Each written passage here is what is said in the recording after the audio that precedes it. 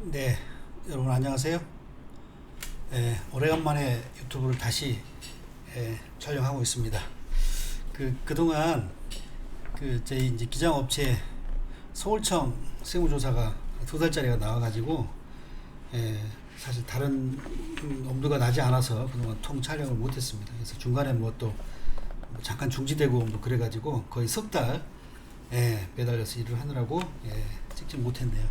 앞으로는 자주 찍어서 올리도록 그렇게 하겠습니다. 자, 오늘은 그래서 그 저세사기 컨설팅 요 개조 내용 파트 1은 다 한 것 같고요. 이제 파트 2 관련돼서 이제 절세 설계 관련된 상법 절차와 관련된 내용 한번 보겠습니다. 자, 우리 교재로 보면 파트 2에 절세 설계와 상법 절차 내용이고요. 교재 페이지는 100페이지입니다.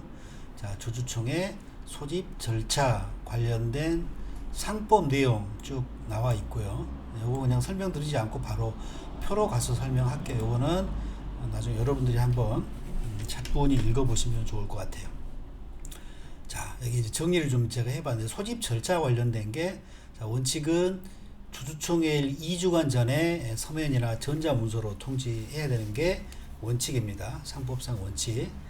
다만 이제 예외로 적용할 수 있는 사항이, 자, 자본금 총액이 10억 미만인 경우에는 총회일 2주간 전이 아니라 10일 전에 서면이나 전자문서로 통지가 가능하고요. 그리고 또 총주주 동의가 있으면 소집절차 없이 총회 개최가 가능하고요. 또 서면에 의한 결의로서 주주총회 결의에 가름이 가능합니다. 그러니까 이 예외적인 방법은 자본금 총액이 10억 미만인 회사의 경우에만 적용되는 예외적인 상황이고요.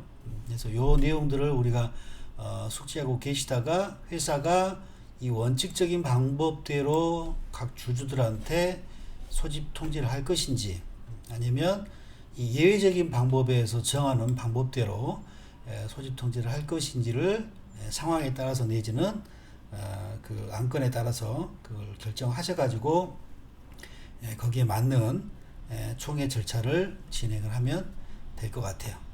그래서 자, 보시면 이게 이제 이 표로 좀 나와 있는데요. 이게 이제 주총 관련된 일련의 절차거든요. 자, 이제 조금 규모가 있거나 그런 회사는 내부 품위하죠. 뭐 어떤 안건 가지고 어떤 장소에서 뭐 이렇게 총회를 하고, 뭐 타임 스케줄은 스케줄링 어떻게 되고, 이런 것들을 그 윗선에 보고를 하게 됩니다. 그래서 이제 여기서 이제 구체적인 안이 확정이 되면 그 안들에 따라서 실무적인 절차가 진행이 되게 되죠. 그래서 이사회가 구성이 돼 있다고 그러면 이사회 소집 통지도 각 이사 감사에게 통지를 보내야 되는 거고요. 그래서 통지를 보내고 나서 그 통지에 적힌 이제 이사 일정대로 이사회를 했다고 하면 이사회 회의록을 또 작성을 하게 되고요. 그리고 각 주주들한테 주주총회에 대한 소집 통지를 하게 되고요.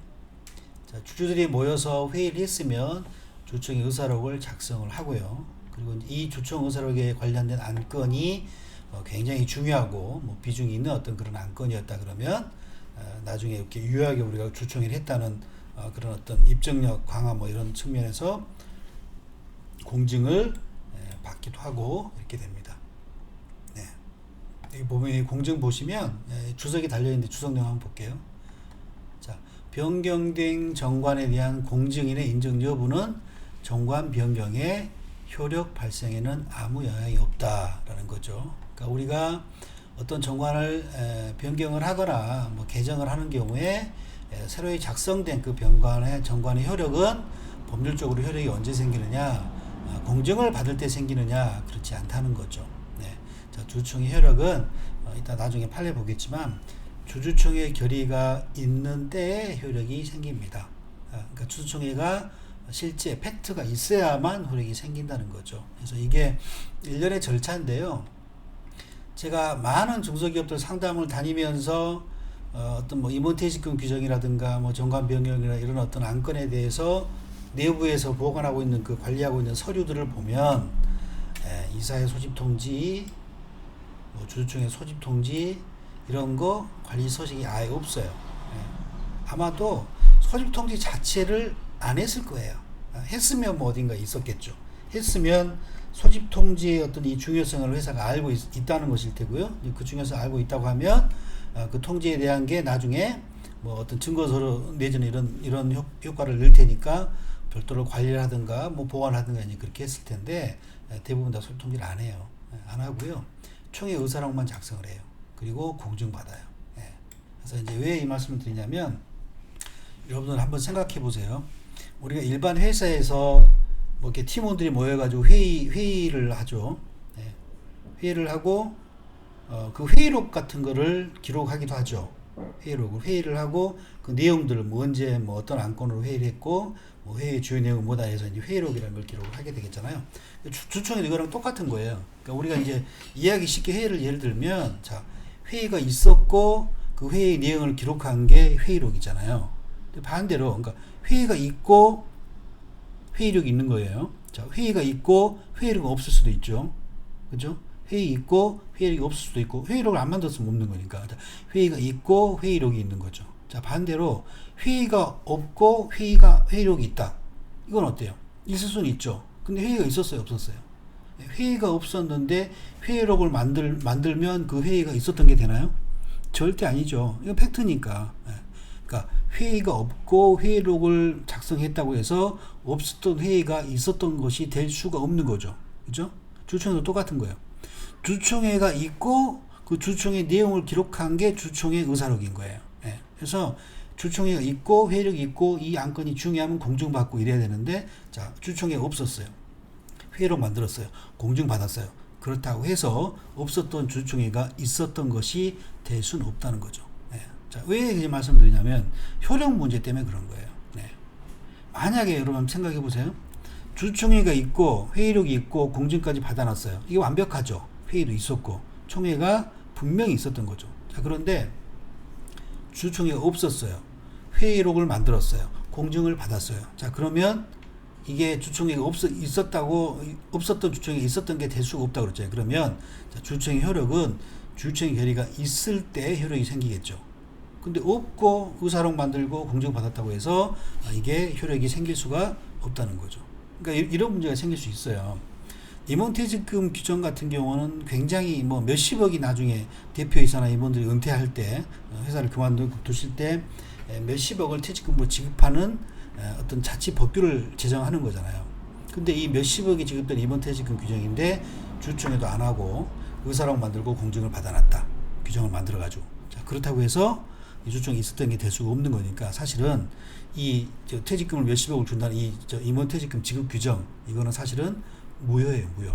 없었던 것을 의사록을 가짜로 만들어 놓고 공증을 받았다고 해서 효력이 생길 수가 없다는 거죠.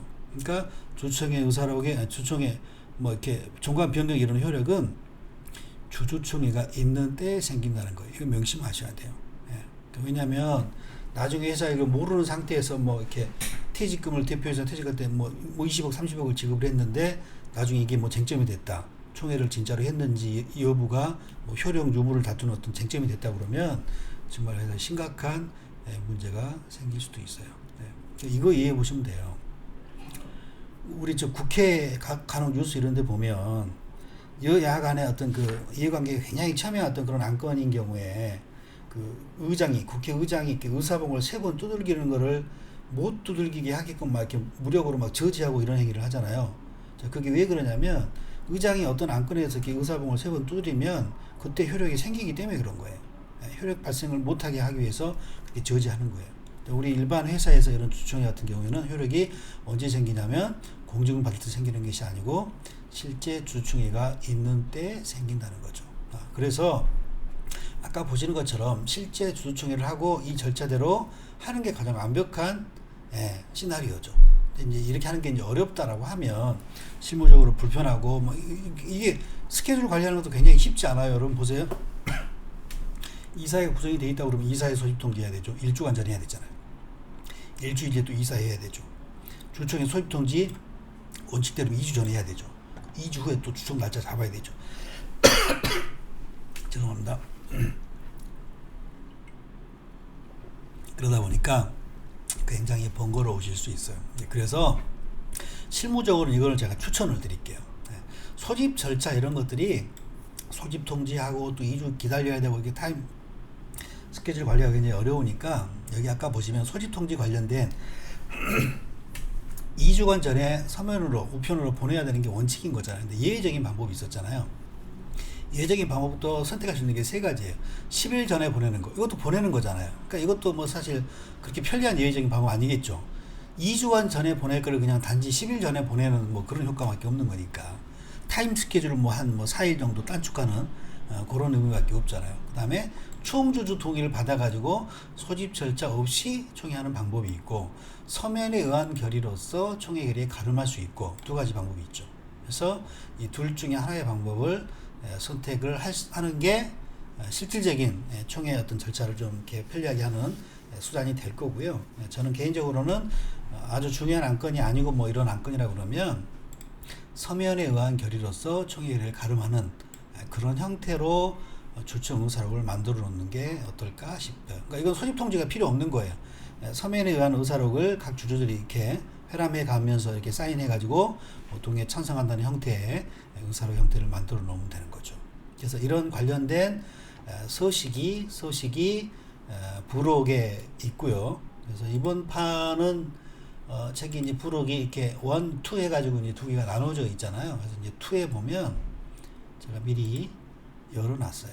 그래서 부록 2 보면 845페이지에 보면 자, 총주주의 서면 결의서 해가지고 그러니까 이런 형태로, 그러니까 일반적으로는 총회 소집 통지를 보내고 그 다음에 주주총회를 개최하고 그 주주총회 의사록이라는 걸 서식을 만드는데 이걸로 그냥 총주주의 서면 결의서, 그러니까 이게 주주총회 의사록이 되는가, 이게 소집 통지 플러스 주주총회 의사록의 기능을 하는 상법 관련 서식이라고 이해하시면 될 것 같아요. 이런 식으로 총주주 서면 결의서 해가지고 이렇게 뭐 일시 적고 결의사항 적고 이게 각 주주가 이렇게 여기다가 사인하게끔 그렇게 하면 된다는 거죠.